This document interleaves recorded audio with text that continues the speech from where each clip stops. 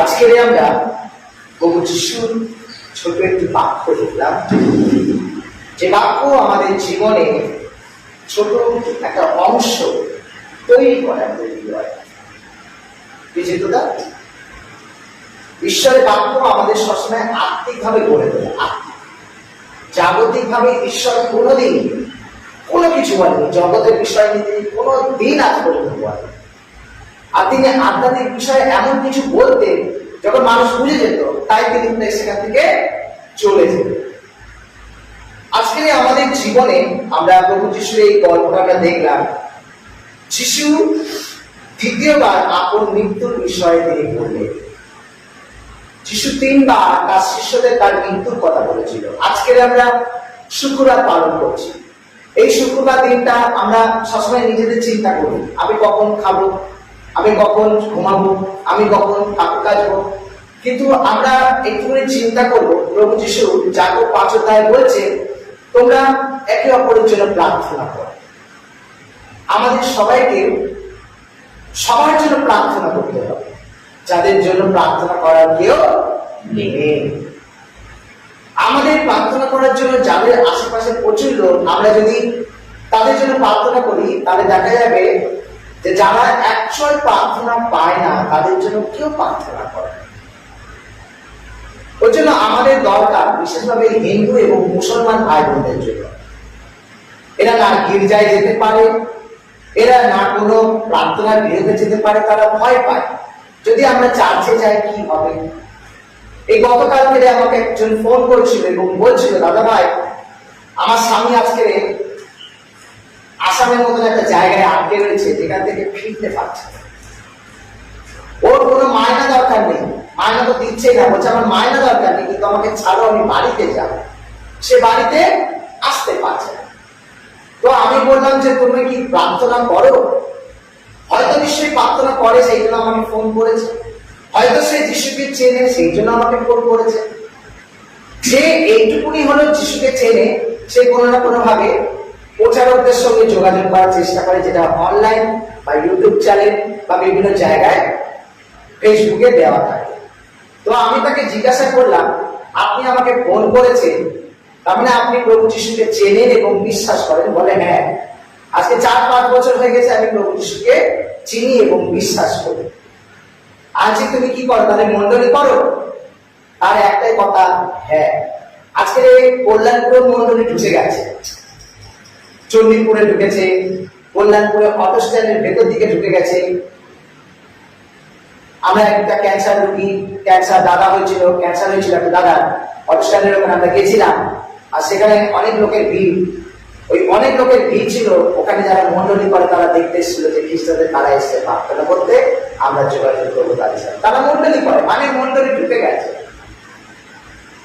আজকে আমাদের চিন্তা করতে হবে, যারা মন্ডলী করছে সেখানে কি সঠিক শিক্ষা দেওয়া হচ্ছে?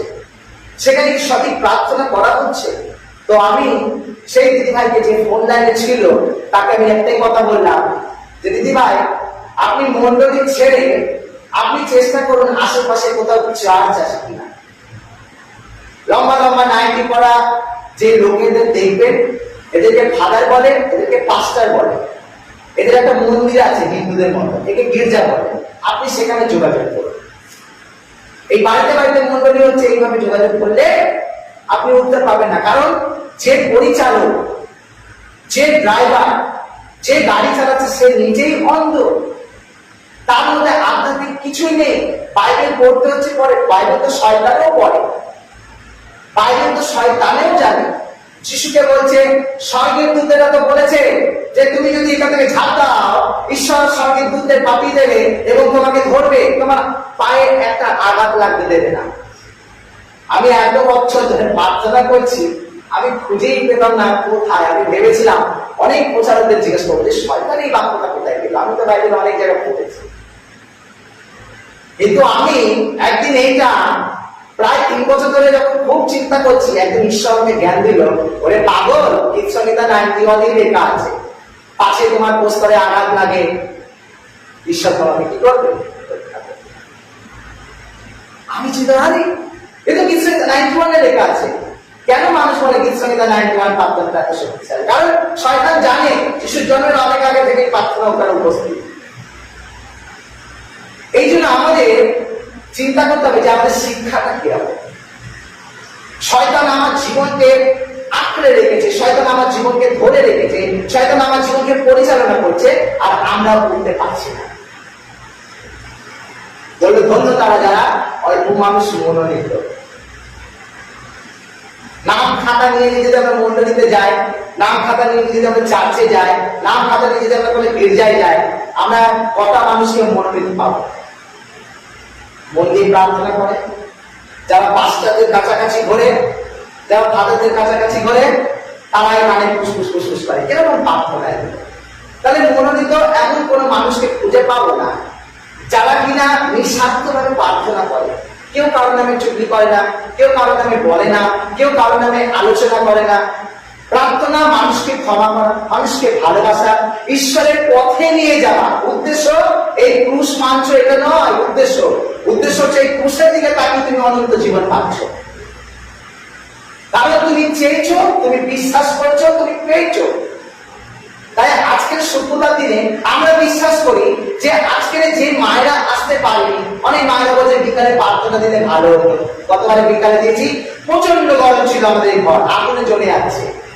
আমি সব মায়েদের খবর দিলাম আজকে সকাল প্রার্থনা হবে না, আমি আগামীকাল নোটিশ করে দিয়েছি, বৈকাল বেলায় প্রার্থনা হবে। বৈকাল বেলা অনেক লোক হয়েছিল, ঠান্ডা, আজকের বর্ষাকালের মতন একটা ওয়েদার, রোদ উঠছে না, ভাবলাম সকালে প্রার্থনা দিই। তাই জায়গাটা এলোমেলো হয়ে গেল। কিন্তু আজকের এই এলোমেলো হওয়ার পিছনে ঈশ্বরের হাত। কজন মনোনীত নিমন্ত্রণ বাড়িতে কজন আসতে পারে? কারণ সবাইকে ইনফর্ম করা হয়েছে। সবাই চিন্তা করে আমার শরীরের কথা, বিকালে হলে ভালো হতো, মানে আমি আমার কাজকে আমি ছাড়তে পারছি না। ইম্পর্টেন্ট আমার আগে সংসার, আমার বাচ্চা, আমার কাচ্চা, আমার আত্মীয়, আমার প্রিয়জন। কিন্তু প্রভু যিশু বলছে আমারও সংসার আছে, আমি একটা জায়গায় যাবো, আমার আজকে কলকাতায় যাবার আছে। কিন্তু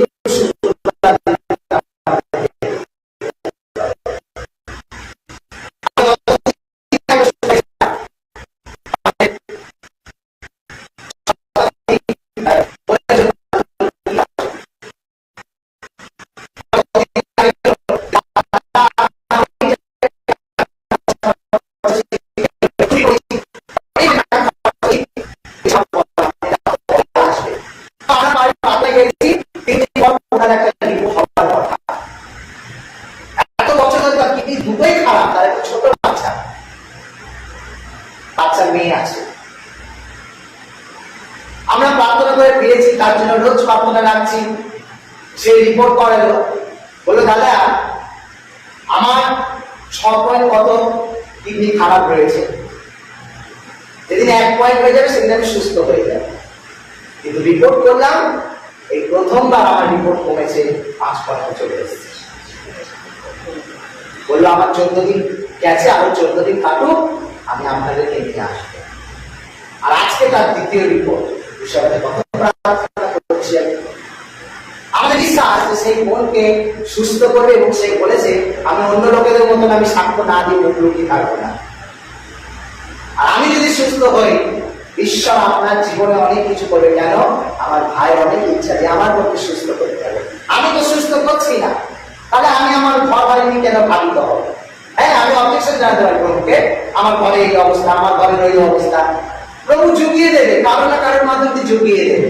চেয়ার ছিল না, না কৃষ্ণা আমাদেরকে চেয়ার দিয়েছে। মাদুর ছিল না, না আমাদের মাদুর, আমাদের চম্পাদি দিয়েছে, আমাদের কিছু না কিছু মায়েরা দিয়েছে। এই স্ট্যান্ডটাও আমার বড় মেজো বেশি, ছোট বেশি দিয়েছে। কেউ কোনো না কোনো ভাবে আমাদের এই গৃহদের পাখাগুলো কেউ দিয়েছে, ঈশ্বর জুগিয়ে দিয়েছে। তাই ঈশ্বর আমাদের প্রত্যেক জনকে জুগিয়ে দেয়। ক্রুশটা আমাদের এখানে একটা ক্রুশ দরকার ছিল, তা আমাদের দাদার চিত্রটা আমাদের জুগিয়ে দিচ্ছে। এইভাবে আমাদের প্রত্যেক জনকে কিছু না কিছু ঈশ্বর জুগিয়ে দিচ্ছে। তা সেই ভাই আমাদের জীবনে কি দেবে পরে কথা। আমি বিশ্বাস করি সেই বোন সুস্থ হবে, আর আজকে তার রিপোর্টের সময়। কারণ এরকম রিপোর্ট প্রচুর মানুষের জীবনে এসেছে। আমাদের উদ্দেশ্য কি? এই যারা আজকে বললো বিকালে প্রার্থনা করবো, বা বিকালে আসবো, বা বিকালে করলে ভালো হবে, তাহলে ওদের জন্য কি প্রার্থনা করবে? যারা এখন অনলাইনে রয়েছে এই মুহূর্তে, ওদের জন্য কি প্রার্থনা করবে? আমি চিন্তা করলাম আমি একা একা প্রার্থনা করবো। তারপর দেখলাম আস্তে আস্তে ঈশ্বর তার 2-1 জন লোককে পাঠিয়ে দিল আমার কাছে। আমার মেয়েও এই স্কুলে চলে গেছেন, তাকেও আটকায় না। তুমি তোমার কাজ করো, আমি আমার কাজ করবো। তার মানে আমি একা প্রার্থনা করতে যাচ্ছি মানে ঈশ্বর আমার সাথে আছে। যে একজন থাকে ঈশ্বর তার সাথে থাকে, হয় কথা দুজন। আর যে দুজন থাকে হয়ে যায় মানে চারজন, কারণ ঈশ্বরের সঙ্গে আরো দুজন আছে, আমার সঙ্গে আরো দুজন আছে। আমরা যদি এতজন একত্রিত হই তাহলে স্বর্গেও কিন্তু অতজন একত্রিত হচ্ছে, প্রার্থনা করছে। তাহলে আমাদের দরকার কি আছে? অন্য জনদের জন্য প্রার্থনা করা। আমি যদি অপেক্ষা করি আমার মায়েরা বিকালে আসবে, রাত্রিবেলা আসবে, অন্য সময় প্রার্থনা করবো, তাহলে অনলাইনে যারা আছে উপবাস করে রয়েছে, প্রত্যেকে উপবাস করে রয়েছে এখানে, যারা আমি দেখতে পাচ্ছি আজকে অনলাইনে কতক্ষণ নামতে থাকে তারা। বিকাল 5:30 প্রার্থনা যদি শুরু করি আমি, তারা কথা বলে নামতে থাকবে, অসুস্থ, ওষুধ খেতে হবে তাদের, তাদের পরিবার চলতে হবে, রেস্ট নিতে হবে। তাহলে আমি কি করে তাদের বলি বিকালবেলায় উপবাস প্রার্থনা রাখবো।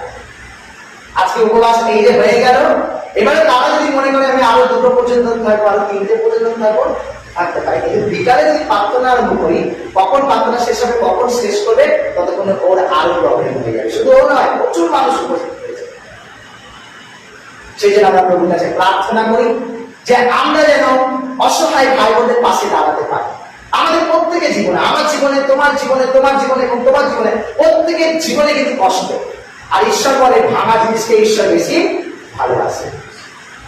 ভাঙা জিনিসকে ঈশ্বর বেশি ভালোবাসে, জানো চিন্তা?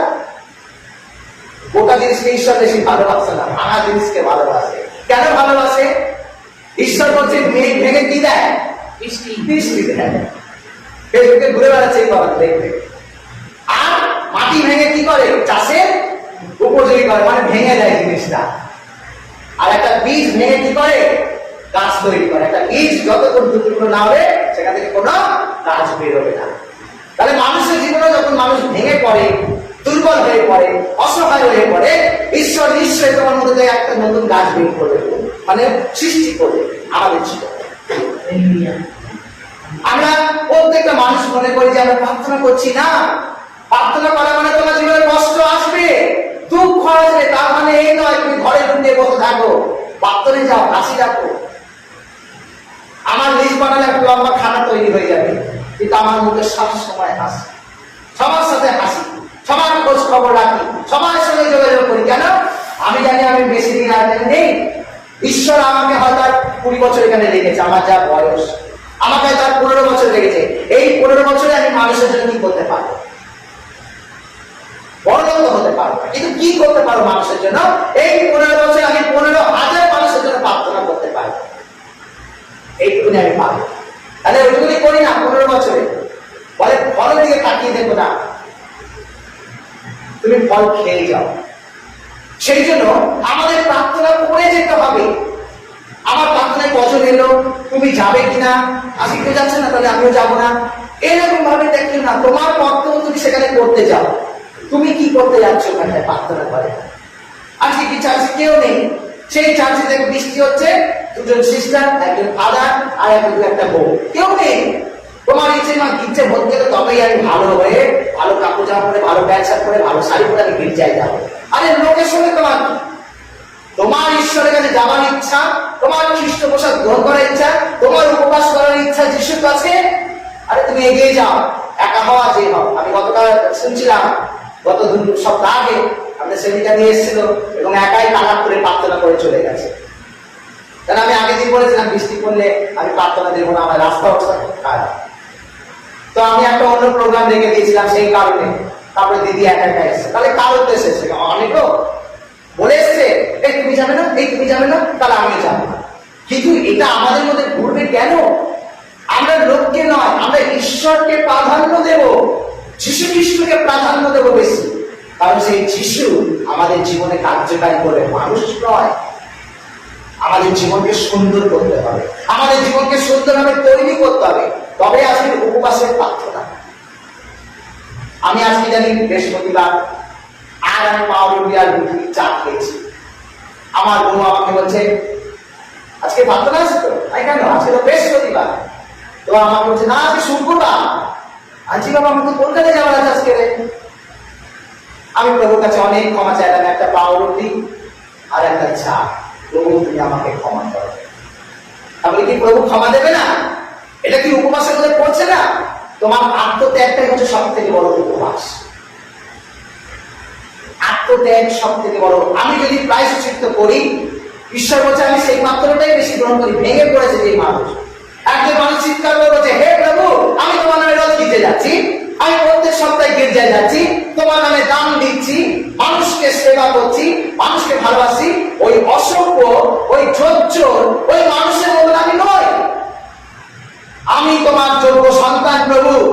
আর একজন মুখ লুকিয়ে বলছে, হে পিতা, এই অধম পাপী করতে দিতে হয়।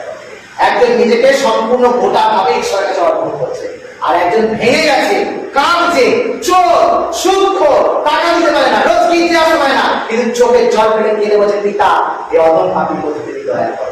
ওই ভাঙা মানুষকে ঈশ্বর বেশি পছন্দ করছে। ও বলছে, আমি তোমাদের সত্যি সত্যি বলছি, যে নিজেকে ওই রকম গর্ব দিল, সে ঈশ্বরের রাজ্য পাবে না, বরং যে অনুতপ্ত হৃদয় নিয়ে ঈশ্বরের কাছে আসে, সে স্বর্গরাজ্যের অধিকারী।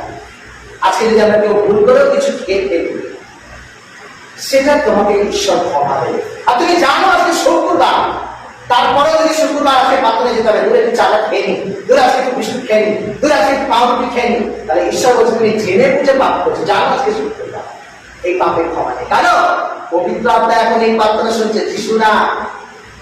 আজকে এখানে বসে আছি, ক্রুশ রেখেছি, আজকে এখানে বসে আছি, ঐশ্বর্যপূর্ণ যিশুর ফটো আছে, এই বেদি আছে, প্রার্থনা করছি, এখানে আমাদের মাঝে উপস্থিত আছে পবিত্র আত্মা।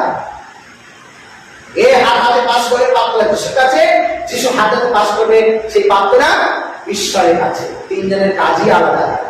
তাহলে এই মুহূর্তে 2024-এ দাঁড়িয়ে পৃথিবীর যে কোনায় প্রার্থনা হোক, যে হাত না উঠাবে সে প্রার্থনা করবে না। কেন? সেই হাত হচ্ছে আমাদের মানুষদের দুটো ডানা। এই হাত দুটো হচ্ছে আমাদের ডানা। উঁচু করতে হবে, হালেলুয়া বলতে হবে।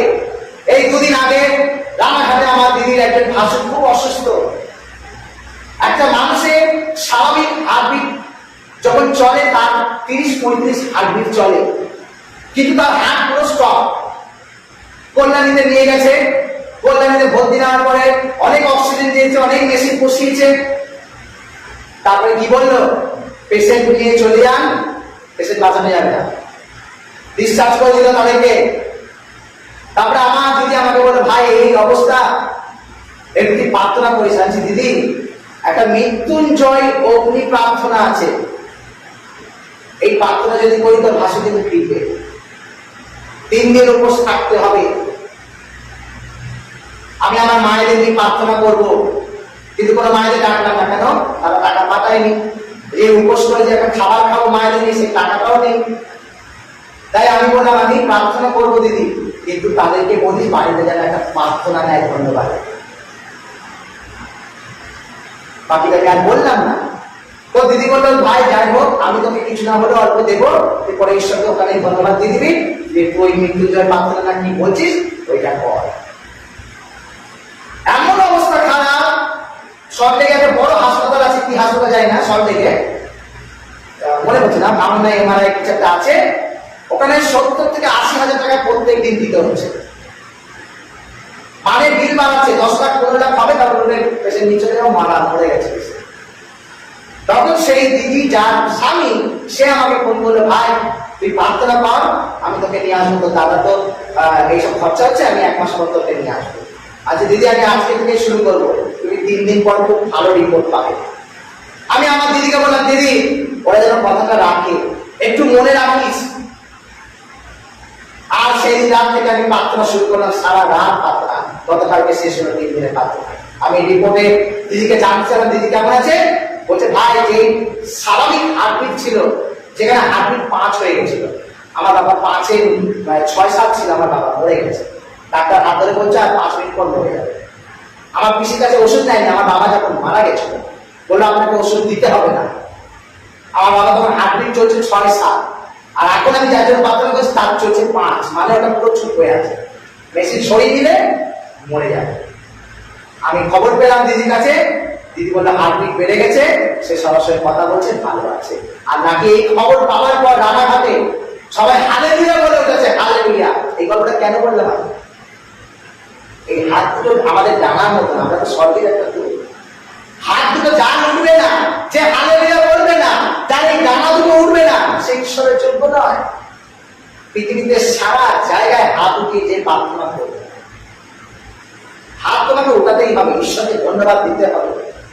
হাত এইভাবে করে রাখলে হবে না, হাত এইভাবে করে রাখলে হবে না। আমাদের হাত দুটো উঁচু করতে হবে। Hallelujah, hallelujah. আমরা ক্রুশের কত সময় কি করি? লম্বা সর্বস্তপিত লম্বা প্রণাম মারিয়া বলে হাত দুটোকে এনে রাখি। এরা আমাদের সর্বস্তপিত ব্যথা হয়ে যায়, তবু করি কেন? অনেক লোকের সামনে নামিয়ে দিলে পিছিয়ে ব্যথা। যতক্ষণ আমরা রাখি ততক্ষণ আমরা আশীর্বাদ পাই। তাহলে আমরা প্রত্যেক প্রার্থনায় কেন হাত দুটো দরকার? কেন হাত দুটো হচ্ছে আমাদের ডানা, এই লোমগুলো দেখা যাচ্ছে না। আর যেদিন এই লোমগুলো দেখা যাবে সেদিন আমরা উঠতে শুরু করবো। এই হাত দুটো হচ্ছে আমাদের ডানা। সেই জন্য আমাদের প্রার্থনা করতে হবে হাত দুটো উঠিয়ে। যিশু যখন পাহাড়ে বসতো তার হাত দুটো এইভাবে উঁচু করে রাখতো, হে পিতা তোমার কাছে প্রার্থনা করি। আর যখন যিশু খ্রিস্ট সেই 5টা রুটি আর 2টো মাছ উৎসর্গ করছে, তখন এই রুটিটা এগুলো উৎসর্গ করছে। হাত দুটো তার কি নিচে ছিল? স্বর্গের দিকে ছিল। আমাদের ঈশ্বরকে ধন্যবাদ দিতে হবে আকাশের দিকে হাত রেখে। তবেই আমাদের উপবাস প্রার্থনা সম্পূর্ণ হবে, তবে আমাদের প্রার্থনা সুসম্পূর্ণ হবে। ঈশ্বরকে ধন্যবাদ দিতে হবে, ঈশ্বরকে প্রার্থনা করতে হবে। আমি আজকে গর্বিত যে প্রত্যেকটা মানুষ এই আহ্বান প্রিয় মাধ্যম দিয়ে সুস্থতা লাভ করছে। আমি খুব আনন্দিত। আমরা অনেক সময় প্রার্থনা করতে পারি না। আমি বলি হ্যাঁ ঠিক আছে, নামটা দিয়েছি, ও মা বিকালের মধ্যে দেখি সে সুস্থ হয়ে গেছে। মানে খবর এলো আর হয়ে গেল, মানে এটা একটা ওয়াশিং মেশিন এলো, অসুস্থ ব্যক্তি সুস্থ হয়ে বেরিয়ে গেল, আমার প্রার্থনা করতেই হলো না। তখন মাঝে মাঝে আমি ঈশ্বরকে ধন্যবাদ দিচ্ছি, প্রভু তুমি আমাকে, আমি যে প্রার্থনা করবো সেই সুযোগও দিলে না। যাক, তোমাকে ধন্যবাদ জানাচ্ছি, কারণ সেই ব্যক্তি নামের সাথে তাকে সুস্থ করে দিয়েছে। কারণ সারা পৃথিবী জুড়ে তারা ঘুরে বেরিয়েছে, অবশেষে তারা আহ্বান দেশে পড়েছে। আর আমি এই আহ্বান প্রিয় ঈশ্বরকে খুব বিশ্বাস করি, শুধু খ্রিস্টানদের জন্য না, আহ্বান প্রিয় সবার জন্য। আর এই প্রিয়টা ঈশ্বরের প্রিয়। হিন্দু, মুসলিম, খ্রিস্টান, শিখ সবাই আসবে। আমি এক সময় জালার কাছে গেছিলাম আমাদের এই শ্রাবণী মাসিদেরকে নিয়ে, তখন তারা হিন্দু, তাদেরকে চিৎকার করে বলছে হিন্দু আছো, পিছনে যাও, পিছনে যাও। তবে থেকে আমি জালার কাছে যাওয়া বন্ধ করে দিয়েছি। চার্চ সবার জন্য, যিশু শুধু খ্রিস্টানদের জন্য নয়, সর্বজাতির জন্য এসেছে, সর্বজাতিকে মুক্তি দেওয়ার জন্য এসেছে। আর এই কথাগুলো যারা ঢেকে রাখে, শুধু খ্রিস্টান খ্রিস্টান করে, নরকে তাদের জন্য নাম লেখা হয়ে গেছে। যতই তুমি ভালো পোশাক করো, ভালো পাঞ্জাবি করো, ভালো ক্যাসাক করো, তুমি পাস্টার হয়ে যাও, তুমি ফাদার হয়ে যাও, আর তুমি সিস্টার হয়ে যাও। আর যতই তুমি ভালো প্রচারক হও, স্বর্গে থেকে তোমার নাম কেটে দেওয়া হয়েছে, কারণ তুমি এক চোখে শুধু খ্রিস্টানদেরকে বিচার করে গেছো। আমরা খ্রিস্টান, সেই মাসি আজকে খ্রিস্টান হয়েছে। এত অপমানিত হয়েছিলাম, বলেছিলাম মাসি তোমাকে খ্রিস্টান হতে হবে না, তুমি আগে দেখো খ্রিস্টানরাও বদমাসি করে, খ্রিস্টানদের মধ্যে হিংসা আছে। 5 বছর আমাদের পেছন পেছন ঘুরেছে, তবে আমরা কোটে বিড়ে করে সেই সন্তানকে খ্রিস্টের পথে এনেছি। কত অপমান হয়েছিলাম। ওই কথা শোনার পর আমি সেই জায়গার কাছে ছিলাম না। আমি ওখান থেকে রোড ক্রস করার একটা চায়ের দোকানে আমি আর বড়দা বসেছিলাম। আজ এরকম অবস্থা ফাদার সিস্টারদের। আর যারা প্রার্থনা করতে চায়, যারা উপবাসের মধ্যে দিয়ে মানুষকে সুস্থতার জন্য প্রার্থনা করে, যারা হিন্দু মুসলমানকে ঈশ্বরের পথ দেখায়, তারা বিভিন্ন ভাবে এইসব বন্ধ করার চেষ্টা করছে। ঈশ্বর তাদের মধ্যে কাজ করছে। তাই মূর্খদের মাঝখানে, যারা মূর্খ, যারা পড়াশোনা করে, কপলাস করেছি আমি, কি করেছি, কিন্তু আমি জানি ঈশ্বরের মাথা, আমার মাথার উপর ঈশ্বরের হাত আছে। সারা পৃথিবীতে কেউ যদি প্রচার করে থাকে সত্যকারে প্রচার, তারা মূর্খ, বাইবেলে লেখা আছে। আমি গোলযোগদের মাঝখানে থাকি না, আমাকে নিজেরা মিটিং করে আমি তাদের মাঝখানে থাকি না। আমি মূর্খদের কাছে আমার বাইবেল তুলে ধরি, যাতে শিক্ষিতরা লজ্জা পায়, আর আমার এটা বলতেও কষ্ট পায়। কবর দেবে না, কালীগঞ্জে চলে যাবো। কবর দেবে না, আমি চলে যাবো আমাদের ইয়েতে পাশে চলে যাবো। কবর দেবে না, পুড়িয়ে দেবে। এই দেহ এই পৃথিবীতে থেকে যাবে, কিন্তু তোমার আত্মা কোথায় যাবে? সত্য কথা বলতে শেখো, সত্যকে নিয়ে এগিয়ে চলো, তবে আমরা প্রভুর আশিস পাবো, তবে আমরা ঈশ্বরের আশিস পাবো। আর যার মধ্যে সত্যের আত্মা থাকে, গানে বলেছেন আমরা সত্যের আত্মার ভজনা করি যিশুর নামে সকলে। সেবক কেন বলে?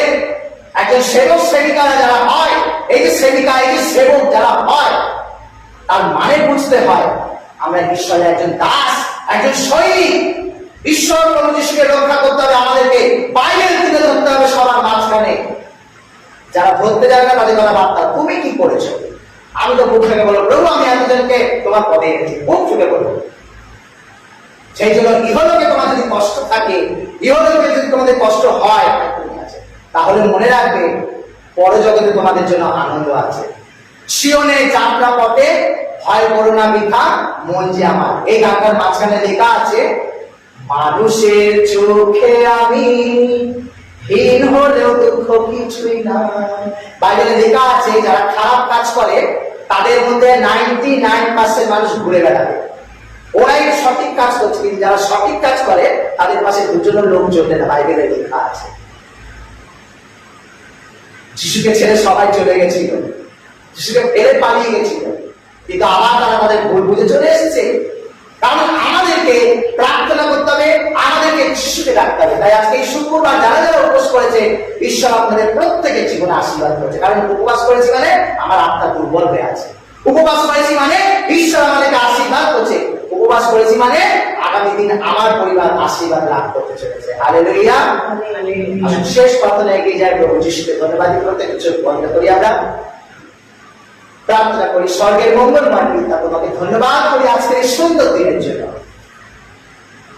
এই সুন্দর দিন প্রভু তুমি আমাদেরকে দিয়েছো, আর এই সুন্দর দিনে আমরা তোমাকে ধন্যবাদ জানাচ্ছি এই কারণে, কারণ তুমি ঝড় বৃষ্টি বাদলকে পেছনে রেখেছো, আমরা সুন্দরভাবে প্রার্থনা করতে পেরেছি। এই কারেন্ট রয়েছে, আর এই কারেন্টের সুন্দর আলোর মধ্যে আমরা তোমার বাক্যকে প্রচার করতে পারছি পিতা।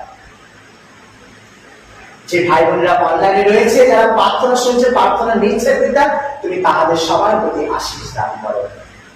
আমি বিশ্বাস করি পিতা, যাদের নাম নিয়ে প্রার্থনা করলাম, যে সত্য কথাগুলো আজকে প্রচারিত হলো, তুমি প্রত্যেকটা মুহূর্তে তুমি আশীর্বাদ যুক্ত করে, যাতে শয়তান দিয়াবল কোনোভাবে এই বাক্যের মধ্যে, প্রচারের মধ্যে প্রবেশ করতে না পারে।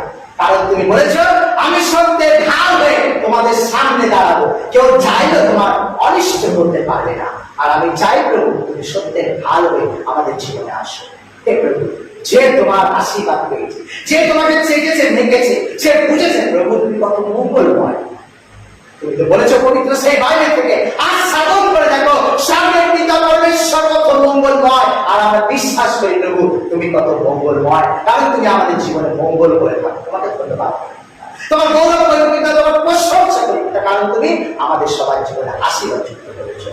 এইভাবে প্রত্যেক ভাই বোনকে আশীর্বাদ করো, অনলাইনে থাকা প্রত্যেক ভাই বোনদেরকে রক্ষা করো, অফলাইনে যে ভাই বোনেরা আমরা এসেছি আমাদের সবাইকে তোমার পবিত্র আশীর্বাদ যুক্ত করো। যেন প্রার্থনার মধ্যে পিতা তোমাকে ধন্যবাদ কৃত করতে জানতে পারি। আমাদের একমাত্র ত্রাণকর্তা দাতা সেই নাসরকে প্রভু যীশু খ্রিস্টের নামে আমিন। হে আমাদের স্বর্গস্থ পিতা।